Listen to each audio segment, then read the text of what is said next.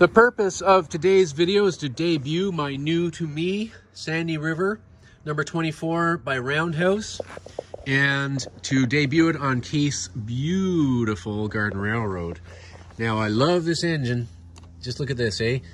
It's got fully sprung drivers, so yeah, oh, I love it. We'll get to it. Here is the real 2-foot narrow gauge Sandy River 24. Mine is a cheat because it is running a 45mm gauge track, making this model more like a 3-foot narrow gauge. Like the real engine, the cab on the model is canted slightly forward. So with the new engine, there is no front coupler.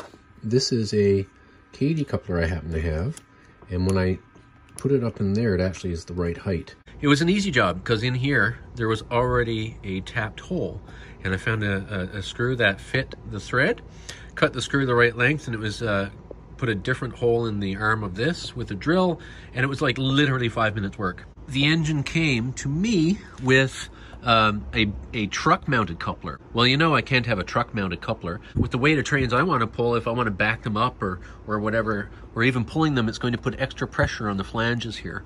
So I did what real railroads do, and I body mounted it. There was a hole already through here. So this is a piece of Meccano.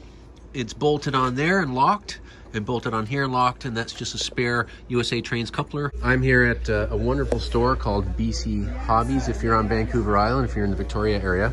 And Michael here, who you've seen, who was in a previous video running his trains on my layout, works here with the RC, and we are setting up my engine for RC right now. So today, due to the brilliance of Michael at BC Hobbies, it's just using these dials, which is nice. Forward, reverse. And there's no bump in this stuff. And this one is for the steam regulator.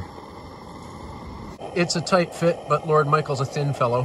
He's going to be very happy to drive the engine today. Welcome to Cougar Rock Railway, Terry. It's a pleasure to have you visit. Thanks, Keith. Here we are. We can stop on the bridge, have a little look at the engine. It's nice. Start up again. Off we go.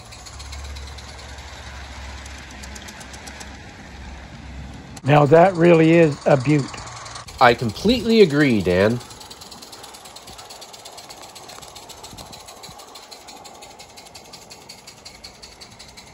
And that's the steepest part right there.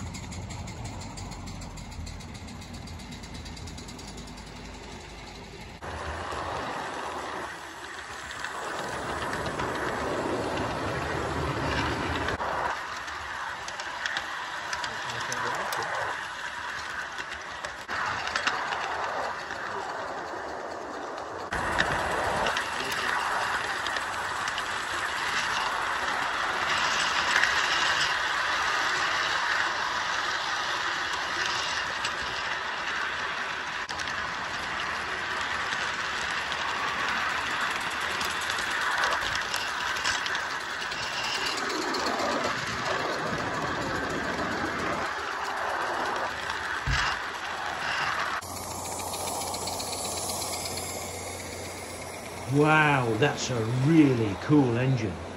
Now, don't you get any ideas, Stephen? The least you could have done is got a good Scottish engine. Oh, Dave, I do so love those Scottish engines.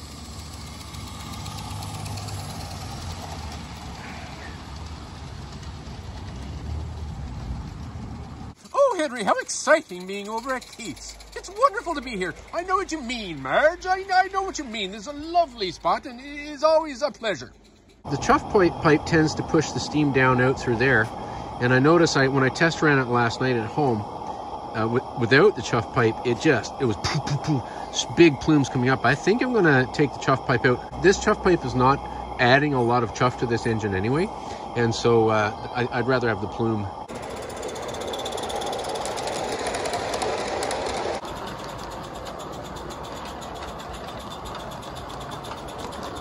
Now Keith has his Roundhouse Billy out, so we're having a great time now.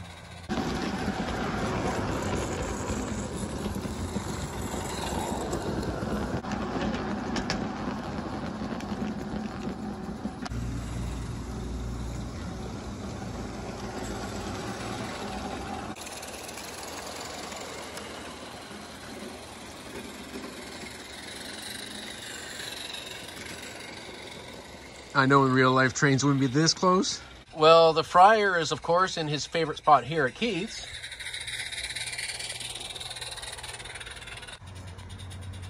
Here's Keith's Billy going through the snow shed.